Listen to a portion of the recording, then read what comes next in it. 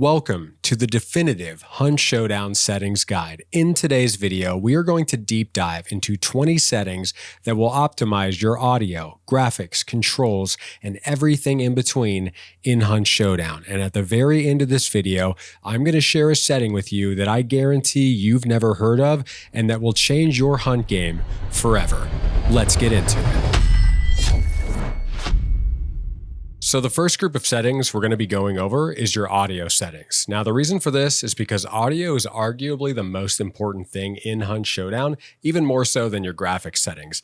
This is because more often than not, you're going to be hearing other players before you see them. So with that in mind, the first thing I recommend you do is actually turn CrySpatial off. Now, this may seem controversial to some, but in our next setting, you're going to see what I'm using on my setup to make my audio arguably even better than CrySpatial.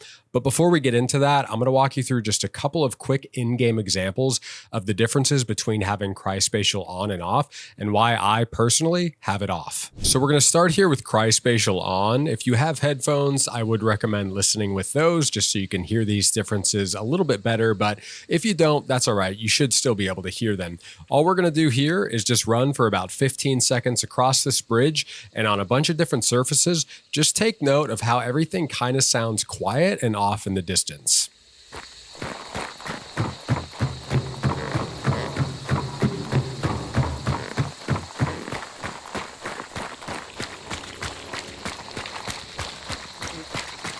Now we're going to take the exact same route. We're going to turn CrySpatial off and notice how already everything is a bit louder, and you're really going to notice how the footsteps and all the sound effects are much more crunchy and present. Take a listen.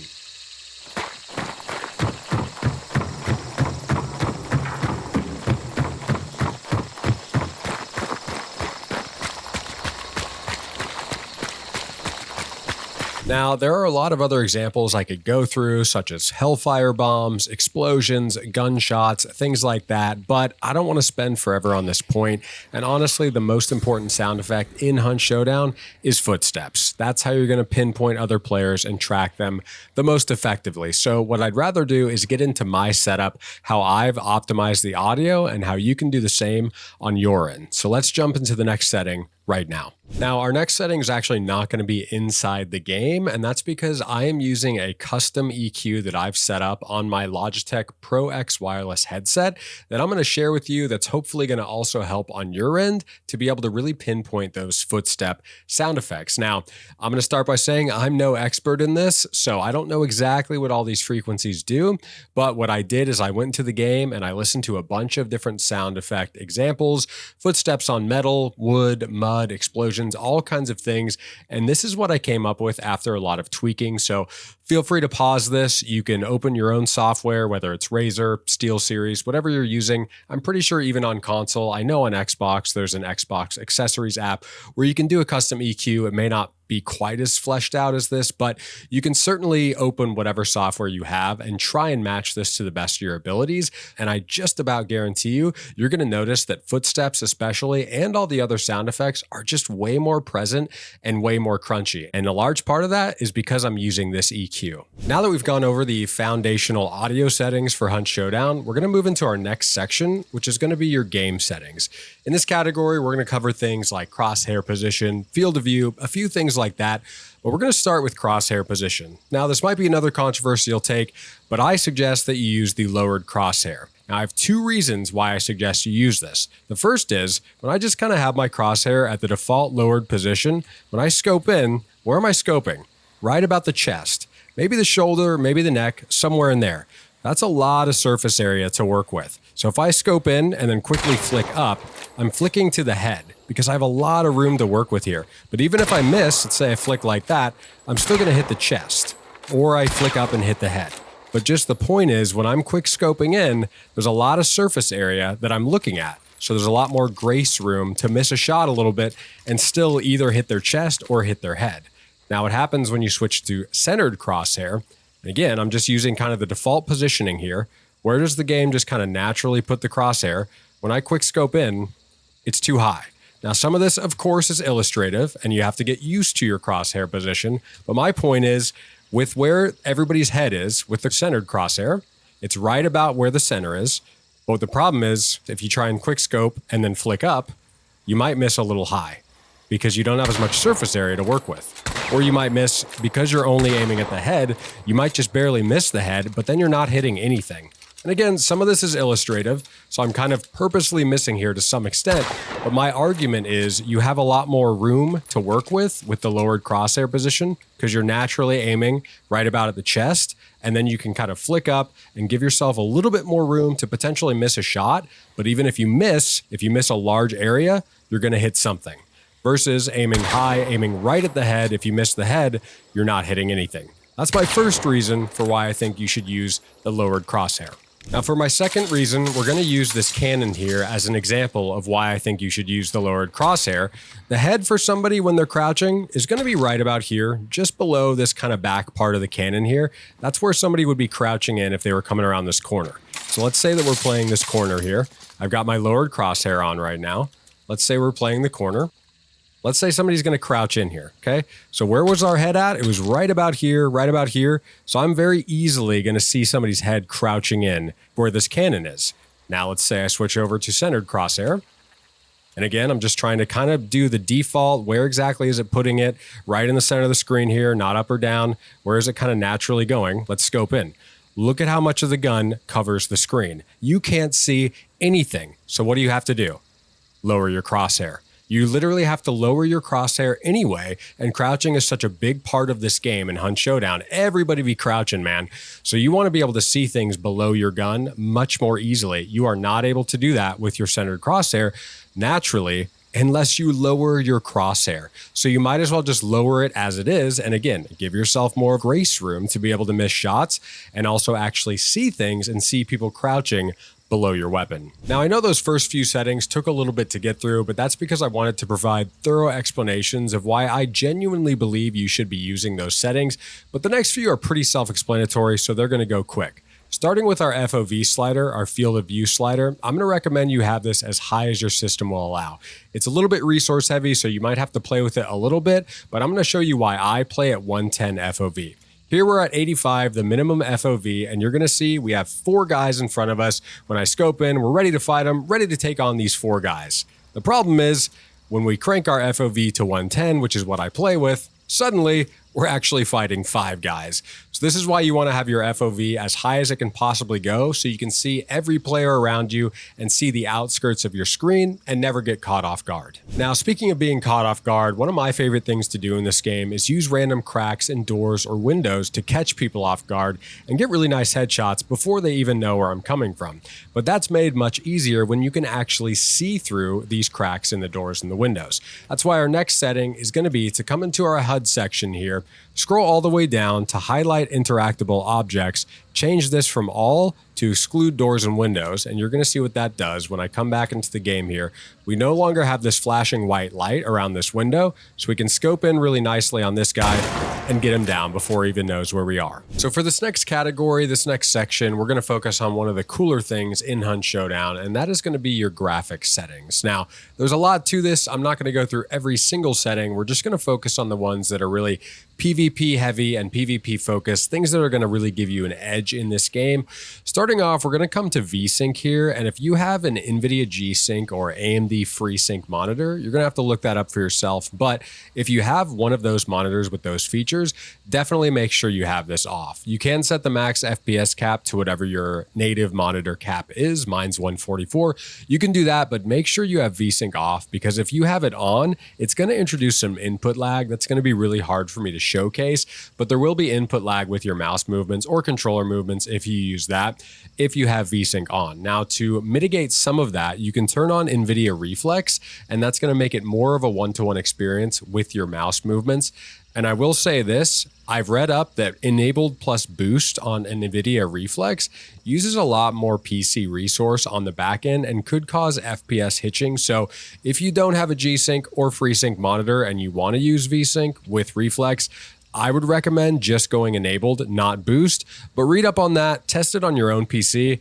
But again, if you have a G-Sync or FreeSync monitor, I have a G-Sync, make sure you have V-Sync off. Now, moving into our next setting here, we're going to talk a little bit about near depth of field. This one's not that big of a deal. It's more so just a distraction, and it took me a little bit to really figure out exactly what this was, but once I did, I couldn't unsee it, and it was super distracting for me. So I'm going to turn this on for you guys and kind of show you exactly what I'm talking about. When we aim down sights here and we look towards the grip, towards the butt of the gun here, you're going to see this really shallow depth of field. Everything's kind of blurred out towards the butt of the gun.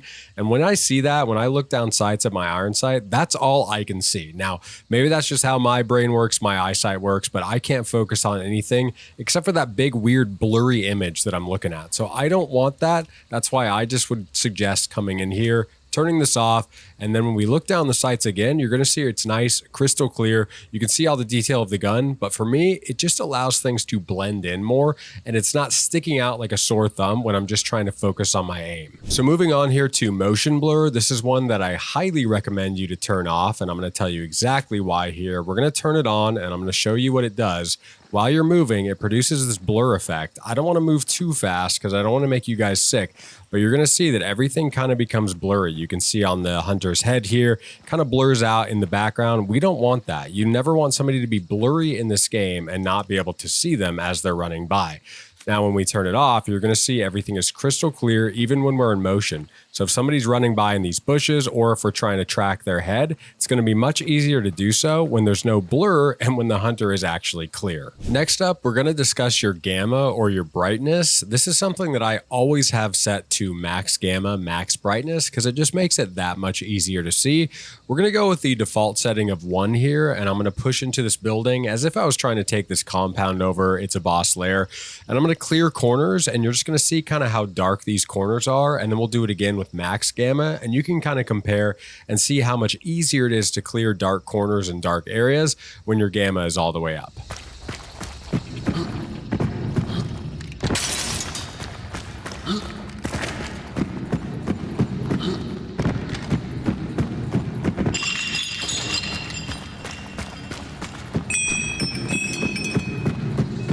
So now we're going to turn our gamma all the way up, max brightness, and we're going to do the same thing, try and clear corners in a really dark building. Only this time, I'm going to do a side-by-side comparison so you can really see the difference.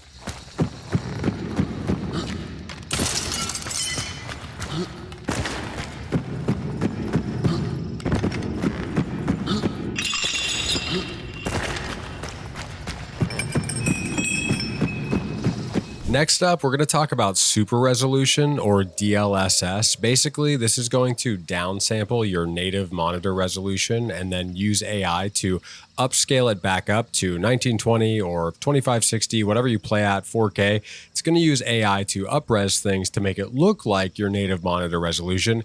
This is what I'm going to say don't use. And I'm going to show you exactly why. We're going to apply it here.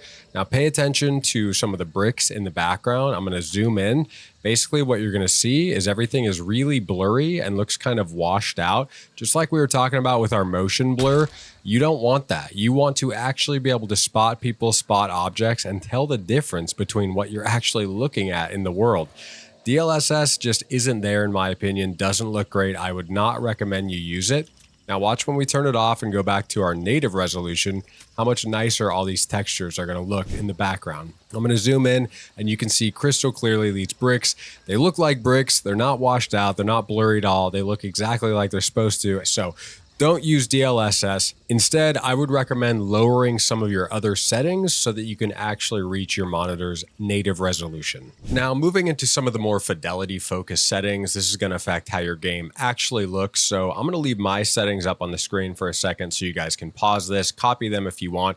I've optimized this so the game looks relatively nice, but still runs at a consistent 144 frame rate. And then also so that I can see hunters, whether they're in the distance or hiding in a bush somewhere, wherever they might be. I've optimized these so you can really see them super well. So I'll leave these settings up for just a second. I'll also scroll down so you can see all of them and copy them if you want to. But again, I've optimized for max frame rate while also making the game look pretty nice. But the first one we're going to actually deep dive into is going to be your texture quality. I play on medium because I really can't tell the difference between high, ultra, anything like that, and medium. You can tell the difference with low. So let's start with low. I'm going to inspect one of my favorite weapons here, the Marathon Swift. You can kind of see that the detail is really blurry. You just can't really see much going on there. But when we switch over to medium, it looks way better, looks way cleaner. You can really see the detail in the weapon. It just looks really nice. And there's not much of a performance hit, so I think it's worth it to play on medium. Now moving to ultra, you're also going to see not much of a difference between medium and ultra, but the performance hit is a lot more, so I just don't think it's worth it to play anything above medium for this setting. Now these next two are going to go sort of hand in hand with each other. The first one we're going to talk about is lighting quality. I set this to high because for whatever reason, it just seems like when it's on medium, there's less detail in these darker areas or wherever there's a light source lighting up an area. So I'm just going to switch back and forth so you guys can kind of take a look at this cave and see what I'm talking about. Look for the shadows, look for those areas that are actually being illuminated by the light. There's just not as much detail. It just seems like things are clearer on the high setting, and that's why I kind of leave it on the high setting in general when it comes to lighting quality. So feels pretty worth it to me to make things stand out a little bit more, almost like a contrast setting. Now moving into our next lighting setting, we're going to talk about global illumination. And this one, in my opinion, does make a big difference. When I play on low, it's just much harder to see in these dark areas. There's not as much actual illumination going on. It just seems like things are just darker overall. And you really want to have high quality illumination so that when you're in these dark areas, just like we were showing in our gamma setting, you can actually see things. So that's why I just recommend playing with these lighting settings on a little bit higher of settings. I think it's worth the minor performance hit so that, again, you can see more clearly and you're going to be able to spot people that are hiding in these dark areas. So now that we've got our game sounding good and looking good, we're going to move into our next section, which is going to be your control settings. Now, a couple of these things are going to be pretty specific to Hunt Showdown and how I play, but this is a Hunt Showdown settings guide after all, so that's okay. The first thing that I'm going to recommend you use is the Hunter control scheme, and this is why. This gives you a lot more flexibility and control over what your weapon is doing and what you're seeing. So first of all, because it defaults to this lowered weapon state, I can see a lot more of the things around me, which just gives me more control over what I want to do when. The other thing is, let's say a grunt, a dog, some kind of AI pops out of a bush, catches you off guard, and you kind of flip out, you twitch over, and you accidentally click your mouse. Well, with Hunter control scheme, you're not going to shoot and make sound and give away your position, which is really important. All you're going to do is make a light melee attack, which is another nice thing about this control scheme. You have your light melee on your mouse and your heavy melee. If you hold, don't have to have another button for your melee. So it's all just right there on your mouse. Anything you want to do with your weapon, you have complete control, and you're not going to accidentally make sound by firing, misclicking, and giving away your position. Versus if I come over here and put this on Gunslinger, and then my gun is always at the ready. Again, let's say a dog pops out or something. I flip out, twitch over here, and I click. I'm making a lot of noise and giving away my position. So Hunter control scheme just gives you a lot more flexibility, a lot more control over what you want to do when, and I think that's really important in Hunt Showdown specifically. Now, moving into our next setting here, we're going to talk about auto interact and how you should have this on. This is going to allow you to retrieve things like bolts, knives, throwing spears, axes, anything like that really easily. I have this bound to F, so if I walk up here and just hold my F key and move across all these bolts, you'll see how fast I can retrieve them, how easy it is to do. Another cool thing you can do with this is, let's say you're at a compound, you want to start some chaos, open a bunch of windows or doors. If you just hold your interact key or your F key, whatever you have this bound to, you can run by all these doors or windows, whatever it is, and open them up really quickly. I can run back, do the same thing, get them closed really quickly. Just kind of a cool thing to do. It just helps you move across the map, open and close things really fast like that. The coolest thing you can do with it though, if you have Dauntless and you have an explosive coming your way, all you need to do is hold your interact key and just aim at this explosive, hold the key down, and it's going to auto defuse it for you when it gets into range. We can do this again with a decoy fuse. You just hold your interact key, mine's F, and it'll defuse right when it gets into range automatically for you. Next up, we're going to talk about sensitivity, but before I get into my in-game hunt sensitivity, I'm just going to quickly go over my mouse DPI, which I have set at 800. Basically, DPI is just going to be a measure of how sensitive your mouse is. So the higher this number, the more sensitive, the less movement you're going to have to do in order for your mouse to have a larger movement on the screen or whatever you're looking at. So 800 is what I've read up on is a really good baseline, really good average, kind of a one-to-one mouse movement to what you're seeing on the screen. That's why I have it there. I also have my adjustable DPI button. So if I need to go a little bit less, I can go down to level 1. If I want a little bit more, I can go to level 3. This helps if I need to spin around really fast. Let's say I'm using dark sight, something like that. If I need to rotate really quickly, I can crank up my DPI up or down really fast and be able to do those motions whenever I need to. As far as my in-game sensitivities, I'll leave this screen up for a second for you guys so you can copy these if you'd like as a baseline. I do encourage you to definitely come into the shooting range and tweak these things to really make sure you're comfortable with all of them. The reason they all look so different is because I want each gun to have a really unique feel. A Deadeye is going to play very different than a sniper, which is going to play very different from a pistol with iron sights. So that's why they're all so different and why I encourage you to come into the shooting range. What I like to do is just try and shoot these guys as quickly as possible with all the different weapons. And then I kind of have a really good feel for how that sensitivity feels on whatever kind of weapon I'm using. Now, the last tip I will say about this as well is what I've been kind of taught and told over my time playing games is that you want to be able to do a 180 movement really smoothly from right to left or left to right on your mouse pad. So basically from the edges of your mouse pad, right to left, you want to be able to do a 180 move like this, or left to right, a 180 move like this, really smoothly, really easily. Obviously, if you have a smaller mouse pad, you might want to have the sensitivity a little higher so you can do that. But for any of the more 18 to 24 inch desk mouse pads like I have, the recommendation is that right to left, you can do a 180 turn basically from the edge to edge of the mouse pad. That's kind of what I've read. That's kind of how I set up my sensitivities to be able to do this really easily, really smoothly, and really quickly. So the next thing we're going to talk about is your hotkeys, which you're going to find in your mouse and keyboard bindings. I'm going to leave this screen up for just a second so you guys can copy my hotkeys if you want, or you can set them up however you like so it makes more sense to you.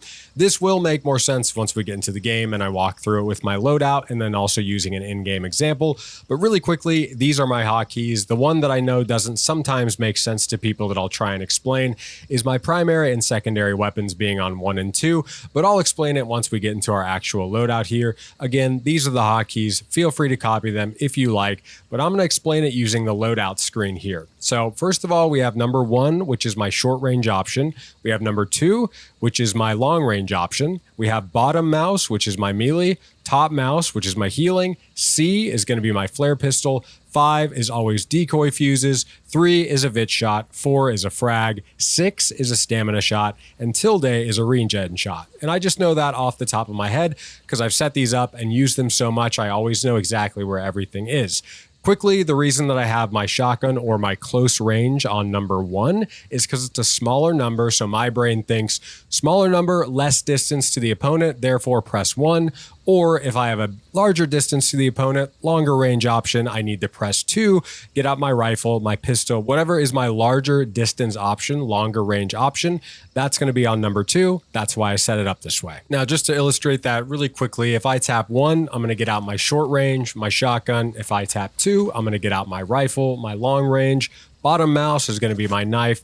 Top mouse is going to be my first aid, so on and so forth. So for a real world example, let's kind of pretend we're in a fight here. Maybe there's a team on this corner. I'm popping in and out here. Let's say I want to throw a fake at them. I'm going to tap 5, instantly have my fakes out. We're going to throw one of those over there. But let's say they're still kind of coming my way. They get a tag on me. So now I need to start dipping out. What I don't want to do is use my scroll wheel to try and get my heals out because I might miss it, get out my flare pistol, get out my decoys, something like that. Instead, after they've tagged me, I'm just going to tap my top mouse button. I'm going to keep moving over here. We've got our healing out now. I can start to heal immediately because I have my hotkey. But let's say they're still pursuing me around this corner. The problem is if I don't have a hotkey set up for my short range, my shotgun, if I tap Q or whatever the switch weapon is button for you, it's going to get out your last known weapon, the last weapon you used, which is my marathon in this example. I don't want that. What I'd rather do, have my healing out by tapping my top mouse button. Then I'm going to come up here. I'm going to tap 1. I'm going to get my shotgun out. I'm going to whip around and I'm going to be ready to fight them immediately. So in real time, it would look something more like I'm coming out here. I hear somebody. I'm going to pop out, do some peeks, get some information. Tap 5, throw a fake at them. Oh no, they got a tag on me. I need to get my healing out. Okay, we're running away. Got our healing. Gonna get our shotgun out, whip around, and be ready to fight. Just that fast, just that easy because you have your hotkeys set up. Now, really quickly, the other nice thing about having these hotkeys set up is, let's say you use a few of your consumables in the middle of the match. So normally my frag bomb is on 4, but I've already used it. Let's say I pick it up and it accidentally goes to the wrong hotkey. In this example, it did go to 4. Let's say it went to 6. I don't like it there because normally I want to tap 4. I'm tapping 4, nothing's happening. So I can just hold 4, put my frag in the spot that it needs to be, and then I go back to my weapon here. I want to get my frag out, tap 4, and I've immediately got it back out and in the place that I want it to be based on where my hotkeys are set up. So sticking with our mouse and keyboard settings, there's a couple more I want to touch on, starting with separating your jump and vault key. I have my jump on space, my vault is going to be on caps lock, and let me show you exactly why I do that. Let's say we're fighting somebody outside here, they're playing these logs. What I want to do is kind of jump up, get some info, try and figure out where they are, and I could also do a quick jump peek and shotgun them like that, and I'm not going to fall out the window. The other really cool thing you can do is what I like to call an extended peek. So right now, all we really have for field of view in this window is whatever we can see on the outskirts. But if I just jump up here and crouch on the window, I can see way more beyond, and I can just sit here and catch more people off guard if they're coming this way or if they're running out this way. Now let's take the separation off and go back to just one key, and then I'll show you what happens when I try and do the same thing, just trying to jump out, just trying to get some info. I don't want to run out. I don't want to fight these guys. I just want to try and figure out where they are. Let's come up here, try and do a jump peek, try and get info, and we're out. We're in the fight already with no chance. Next up for our mouse and keyboard settings, we're going to go back to our bindings, scroll down to interaction, and we're going to make sure we separate interact with bandage and stop burning. Right now, I have interact on F, bandage and stop burning is on Alt, and this is why I do that. So let me walk over here to these items. You're going to see really quick, I've got hold F to pick up frag, hold F to pick up big dynamite bundle, etc., etc. I'm going to catch a bleed on this trap, and you're going to see it says hold Alt to stop bleeding. If I come over here, you're still going to see the F to pick up all these things, but I can hold Alt when I'm in front of them, and it doesn't matter, I can still stop the bleed. Now, if we do the same thing, but we don't have our keys separated, come back in here, mouse and keyboard settings, go down to interaction, change this to one single key, we'll just do F for now, come back out, catch another bleed. You see hold F to stop bleeding, now watch what happens. We come up here and it changes to pick up dynamite bundle, pick up frag, pick up dynamite stick. I'm going to try and stop bleeding by using F. It's not going to let me do it. It's going to swap to all these items. So if you have a hunter on the ground, somebody you're trying to loot, or any kind of item in the world, a door that's trying to open, you're not going to be able to stop your bleed or your burn or whatever status effect you have on you. So that's why you're going to want to separate these so you can always do exactly what you want to do in a pinch. Here we are at the final setting for this video, and this is the one that I said in the intro I guarantee you don't know about and that I guarantee will change your hunt game forever. This is how I catch people when they're running across map with bounty. They think they can't possibly be caught, but I know something that they don't that I'm going to share with you guys now. So we're going to start simple. I'll further explain things, including a science experiment that I did. So first things first, we're going to come back into our control settings and we're going to turn auto move on. Now you may already know what auto move does, but just in case you don't, auto move allows you to triple tap your move forward key, in this case W, and you're just going to take off running automatically. So I'm going to triple tap now. And I just start running. Very simple. We just auto move across the map. I don't have to hold W. I'm not holding shift. I'm not holding sprint. I'm not doing anything right now. I'm just auto moving across the map. Now that we've established what auto move is and what it does, I'm going to quickly take you through the parameters of my experiment and then show you the results. Now, keep in mind, I am not the foremost authority on science in the world, but I've done my best to have a controlled experiment, knowing there's a little room for error, but honestly, not too much. So I've set up a start line and a finish line using alert trip mines. I've tried to keep them as controlled as possible by lining them up with world objects. This one I've lined up with a bag, and then I've lined up the other one with a light pole at the end of this long runway in the shooting range. Now I'm going to have a stamina shot going so that I'm running at the exact same pace for both of these experiments. The reason I'm using the alert mines is so that I, in the editing process, will have an exact frame-perfect starting point of when I start the alert mine off and when I set the second one off for the finish line. So that way I know that the distance is going to be exactly the same, maybe minus a couple of inches or so, because again, I can't necessarily keep the control exactly perfect because I can't place the trap in the exact same place twice, but very, very close. So it's going to be close enough that the results will be pretty pure. Now, with all that in mind, I can't wait to show you guys the results. I really think this is going to blow your mind. So here's the experiment in action. And what you're going to see on the left side of your screen is me only using mouse input and auto move to sprint across the map. On the right side of the screen, I'm using the directional keys. So I'm holding W, and at random intervals, I'm tapping A and D to simulate strafing across the map, which we all naturally do. Whether you're dodging AI to the left or right, maybe trying to strafe left and right, using A and D to dodge hunter shots, whatever it is, this will slow you down dramatically. You can see here that I finish almost a full 3 seconds ahead using only auto move and mouse input versus using the directional keys. Now, you don't have to use auto move. You can hold W. The point is you don't want to press A and D at all while you're running. This will slow you down dramatically. And this is the big key. Don't use the directional keys. This is how I catch people over and over again when they're running across the map with Bounty. 3 seconds might not seem like a lot, but how long is the extraction timer? 30 seconds. So times this 3 seconds by running across an entire map or at least a few compounds, you're talking about saving 5, 10, 15, even 30 seconds if you're running across the whole map. How many times have teams extracted on you and you're just 3 or 5 seconds behind? Well, what if I could tell you that you could actually shave off 5, 10, 15, even 30 seconds from your run and guarantee that you're going to get in that extract before they leave more times than not? And that's exactly what this method provides. Now, again, I want to reiterate, you don't have to use auto move. You can hold W.